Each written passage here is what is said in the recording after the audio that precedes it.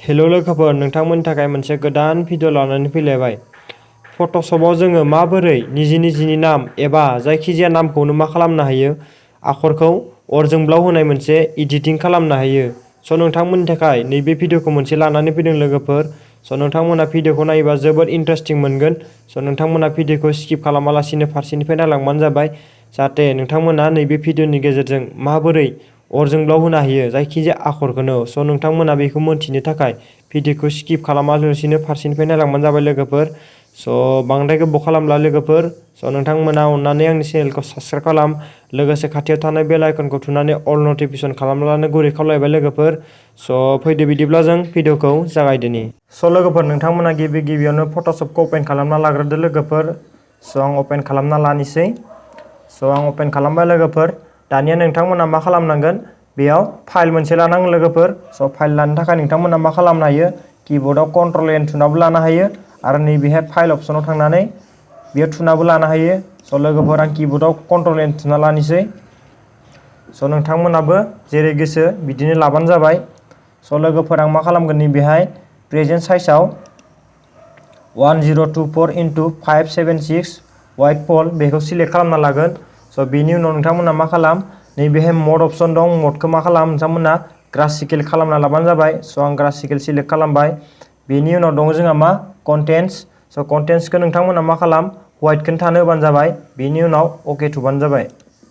स' अके थुनाय लोगो लोगो मा जाखो, जोंहा पेजआ फैबाय लोगोफोर। स' दानिया जों मा खालामगोन, नैबेखौ नैबेहाय थुनानै गिदिर खालामना लागोन। स' गिदिर जाबाय। स' नोंथांमोना मोनसे बाथ्रा गोसोआव लाखि, नैबेहाय बेकग्राउन्डआव जों मा खालामनांगोन, नैबे सानि गुफुर कालारखौ थुनानै गोसोम खालामना लाग्रोनांगोन लोगोफोर। स' आं गोसोम खालामबाय। नेक्स्ट मा खालामगोन, नैबेहाय सिंनि कालारखौ थुनानै बेखौ गुफुर खालामनांगोन लोगोफोर। स' आं गुफुर खालामनोसै। स' जोंहा मा होनो, मोननैबो कालारा जाबाय। दानिया जों मा खालामगोन, नैबेहाय कीबोर्डआव अल्टार डिलिट थुगोन लोगोफोर, अल्टार डिलिट। स' अल्टार डिलिट थुनाय लोगो लोगो जोंहा मा जायो, नैबेहाय बेकग्राउन्ड कालारा गोसोम जाफैयो। स' गोसोम जाखांबायना लोगोफोर। स' जा दा मा खालामगोन, बेनिफ्राय नैबेहाय टुल बक्सआव थांनानै टेक्स्ट टुलखौ जों मा खालामगोन, सिलेक्ट खालामगोन। स' जों सिलेक्ट खालामैनि आगोलाव जों मा खालामगोन, बेहाय टेक्स्ट टुलखौ राइट क्लिक थुगोन। स' राइट क्लिक थुना जों मा खालामगोन, नैबेहाय हरिजन्टेल टाइप मार्क्स टुल बेखौ लागोन लोगोफोर। स' आं बेखौ लाबाय लोगोफोर। स' बेनि उनाव जों मा खालामगोन, नैबेहाय क्लिक खालामना होगोन लोगोफोर पेजआव। स' आं क्लिक खालामना होबाय लोगोफोर। स' क्लिक खालामनाय लोगो लोगो मा जाखो, बेहाय पेज कालारा मा जाखो लोगोफोर, गोजा जाफैबाय। स' जों बेहाय मा खालामगोन, दानिया इयाव जायखिजाया आखर लिरनो हासिगोन। जायखिजाया ABCD बा निजिनि नामबो लिरना लानो हायो। स' आं एगजाम्पल हिसाबै ABCD खौ लिरसिगोन। स' ए लिरबाय, B C D। स' लोगोफोर, नोंथांमोना मा खालाम, ABCD खौ लिरखांना मा खालाम, ओरै सिलेक्ट खालामनानै नोंथांमोना गिदिर खालामना लाबानो जाबाय। कीबोर्डआव Ctrl+Shift+Get थुबानो जाबाय लोगोफोर।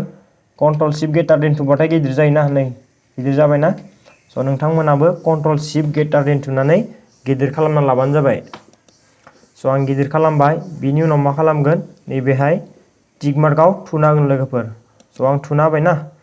स' दानिया जों मा खालामगोन, नैबे आखरखौ एर' केजों गेजेराव मिलायना लासिगोन। स' लोगोफोर, जोंहा दा मा खालामो, गेजेराव लाबोबाय आखरखौ। दानिया जों मा खालामगोन, कीबोर्डआव Ctrl+Delete थुगोन लोगोफोर। स' आं Ctrl+Delete थुबाय। Ctrl+Delete थुनाय लोगो लोगो मा जाखो, जोंहा नैबेहाय आखरनि कालारा गुफुर जाफैबाय। स' नोंथांमोनाबो Ctrl+Delete थुना होबानो जाबाय, बे होमबानो गुफुर जाफैगोन। स' दानिया मा जागोन, नैबेहाय जोंख्लाबबाय थानायखौ खोमोरनो थाखाय कीबोर्डआव Ctrl+D थुबानो जाबाय। स' आं Ctrl+D थुना होबाय। Ctrl+D थुनाय लोगो लोगो गोमोरबाय लोगोफोर। स' दानिया जों थांनांगोन एबा नैबेहाय सायाव इमेज अप्शनाव थांनांगोन लोगोफोर। बिनि उनाव जों थांगोन मा, रटेट केनभास। बिनि उनाव नैबेहाय फार्स्टनि अप्शना 90 डिग्री क्लकवाइज बेखौ थुना होगोन। स' आं बेयाव थुना होबाय। थुनाय लोगो लोगो मा जाखो, आखरा बेलथायबाय लोगोफोर। स' नोंथांमोनाबो बिदि बेलथायना लाबानो जाबाय। स' बिनि उनाव जों थांगोन मा, फिल्टार अप्शनाव। स' आं फिल्टाराव फैबाय। बिनि उनाव जों मा खालामगोन, स्टाइल्स बेयाव थुना होगोन। स्टाइल्सआव थांनाय लोगो लोगो जों मा खालामगोन, नैबे सिंनि वाइन अप्शन दं बेयाव थुना होगोन लोगोफोर। स' आं वाइन अप्शनाव थुना होबाय। स' नोंथांमोनाबो बेहाय थुना होबानो जाबाय। स' बिनि उनाव मा खालाम नोंथांमोना मेथड लिरनाय दं नैबेहाय मेथडखौ मा खालाम वाइनखौ थानो होबानो जाबाय। स' नोंथांमोना बिनि सिङाव दं जोंहा मा डाइरेक्सन। स' डाइरेक्सनखौ मा खालाम फ्रम लेफ्टआव थुना होबानो जाबाय लोगोफोर। सिङाव नैबेहाय फ्रम दा लेफ्ट बेयाव थुना होबानो जाबाय। फ्रम दा लेफ्ट बेयाव थुना होबानो जाबाय लोगोफोर नोंथांमोना। स' आं बेयाव थुना होबाय। बेनि उनाव मा खालाम अके थुना होबानो जाबाय। स' लोगोफोर अके थुबाय। दानिया जों मा खालामगोन अके थुखांनायनि उनाव कीबोर्डआव कन्ट्रल F खेबनै थुना होगोन लोगोफोर। स' आं कन्ट्रल F खेबनै थुना होनोसै। स' थुना होबायना लोगोफोर। थुनाय लोगो लोगो मा जाखो जोंहा नैबे आखरा एसे अर जोंनाय बायदि मोनसे डिजाइन जाफैबाय। स' दानिया जों मा खालामनांगोन लोगोफोर नैबेखौ बेलथायफिननांगौ आखरखौ। स' बेलथायफिननो थाखाय मा खालामगोन स' इमेज अप्शनाव फैबाय। बिनि उनाव मा खालाम रटेट केनभास। बिनि उनाव मा खालाम नैबे सेकेन्ड अपसननिया 90 डिग्री क्लकवाइज बेखौ नोंथांमोना मा खालाम क्लिक खालामना होबानो जाबाय। स' क्लिक खालामनाय लोगो लोगो मा जाखो जा आखरा बेलथायफिनबाय। स' बिनि उनाव जों मा खालामगोन नैबेहाय फिल्टार अपसनाव थांफिनगोन लोगोफोर। स' आं फिल्टार अपसनाव फैबाय। बिनि उनाव जों मा खालामगोन नैबेहाय डिस्ट्रइड दं लोगोफोर बेहाय थुना होबानो जाबाय। स' आं डिस्ट्रइडआव थुबाय। बिनि उनाव जों मा खालामगोन नैबे सिङाव रिपोल अपसन दं। स' रिपोलाव थुना होबानो जाबाय। स' रिपोलाव थुनाय लोगो लोगो मा जाखो जोंहा मा लोगोफोर नैबे आखरा एसे खेंख्रा खेंख्रि जाबायना। स' बेखौ नोंथांमोना नैयाव मा दं एमाउन्ट अपसन लिरनाय दं बेखौ नोंथांमोना मा खालामबानो जाबाय 100नि जायगायाव 95 लिरना होबानो जाबाय। नैबे साइजखौ मिडियाम होबानो जाबाय लोगोफोर। बेनि उनाव नोंथांमोना अके थुना होबानो जाबाय। स' आं 95 खालामना अके थुखांबाय। स' बिनि उनाव जों मा खालामनांगोन लोगोफोर गोसोआव लाखिबानो जाबाय नैबेहाय इमेज अपसनाव थांगोन। बिनि उनाव जों थांगोन मा मड अपसन थांना जों मा खालामगोन लोगोफोर नैबेहाय इन्डेक्स अपसन दंना बेहाय थुना होगोन। स' बेहाय थुखांबाय लोगोफोर एगेइन मा थांबावगोन जों लोगोफोर बेयावनो थांबावगोन इमेज अपसनाव। स' इमेज थांबावबाय। बिनि उनाव मड बिनि उनाव जों थांगोन मा लोगोफोर नैबे सिङाव कालार टेबोल लिरनाय दं। स' बेयाव थुना होगोन। स' बेयाव थुनाय लोगो लोगो मा जाखो जा बेयाव कालार टेबोला ओंखारफैबाय।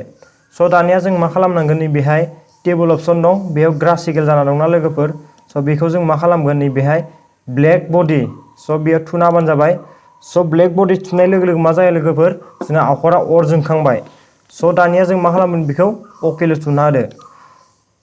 स' लोगोफोर माबायदि नुखो जोंहा आखरा अर जोंबाय आरोना। स' नोंथांमोनाबो मा खालामनो हायो निजि नामखौ लिरनानै बेबायदि अर जोंनाय खालामना लानो हायो। स' लोगोफोर बेनि उनाव जों मा खालामगोन नैबे आखर गुफुर ओंखारनायखौ स' बेखिनिखौ जों मा खालामगोन अर कालार होनो हागोन। स' जों अर कालार होनो थाखाय मा खालामनांगोन नैबेहाय ब्रास टुलखौ लानांगोन लोगोफोर। स' आं राइट क्लिक थुना ब्रास टुलखौ लाबाय। बिनि उनाव नोंथांमोना मा खालाम कीबोर्डआव अल्टार थुथाबानो जाबाय लोगोफोर। स' आं अल्टार थुथाबाय। बिनि उनाव नोंथांमोना मा खालामबानो जाबाय नैबेहाय अर कालाराव थुना होबानो जाबाय। स' आं अराव थुना होनोसै। स' अराव थुनाय लोगो लोगो जा मा जाखो नैबे कालारा सायाव ओंखारफैबाय। स' नोंथांमोना मा खालामबानो जाबाय बेखौ नै कालारखौ नै सिङाव लांनो थाखाय कीबोर्डआव एक्स थुना होबानो जाबाय। स' नै थांबायना एक्स थुनाय लोगो लोगो स' नोंथांमोना एक्स थुनानै मा खालामनो हायो नैबे कालारखौ आप डाउन खालामना लानो हायो। स' लोगोफोर बिनि उनाव नोंथांमोना मा खालाम नैबेहाय मेजिक वान टुल क्लिक खालामबानो जाबाय। स' आं मेजिक वान टुलखौ लाबाय।